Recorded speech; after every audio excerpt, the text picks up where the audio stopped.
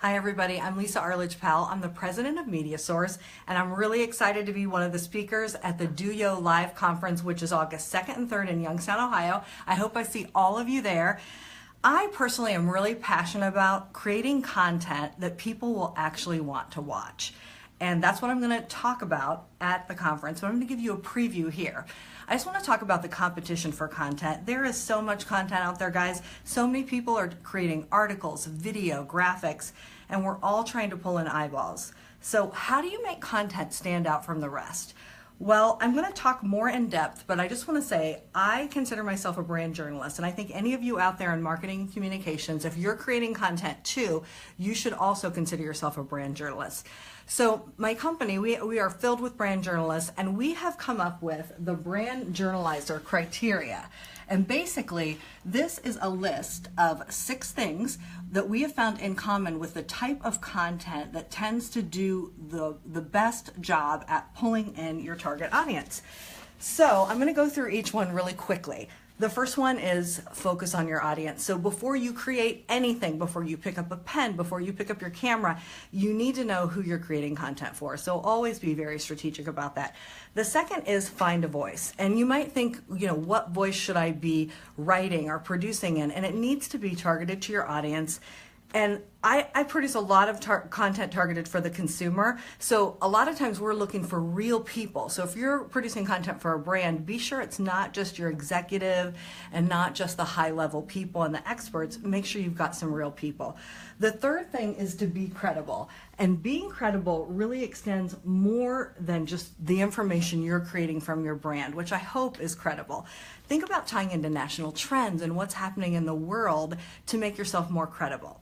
The fourth thing is to keep it simple. So don't talk technical, no terms that are industry terms, especially if you're producing for the consumer.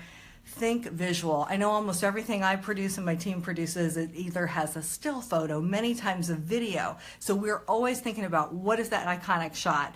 And finally, unbrand your content. Okay, I want to be honest with you. This is the thing that makes people's bosses really, really nervous. And they always say, why am I going to pay you for creating content when my brand's not going to be part of it? And I guess what I would say to that is I'm not talking about stripping out your brand totally, but we all need to be creating content that can blend in with the rest of the content that's out there online and out there available to consumers. So it can't be a screaming commercial, so it just has to be subtle branding. And I'll give you some more tips on how you can do that at the conference in Youngstown. So I know this is a lot to remember. There are 6 different criteria. So what I'm going to do is show you a song that we created about it and a video, and hopefully this will help you remember it. Be a brand journalist. Here's how you do it. The Brand Journalizer.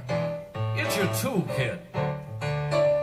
You gotta focus on the audience. They're the people you're talking to. Find the voice and use it. That's what you gotta do. You have to be credible. That's a must. That's the way that you build trust. Just keep it simple, don't make it absurd. Don't you know a picture's worth 1,000 words? Think with your eyes. Keep it visual and unbrand your content. It's better to be general. Brand Journalizer, Brand Journalizer, Brand Journalizer, Brand Journalizer. Follow these tips and you'll be wise. It's all you need to brand journalize.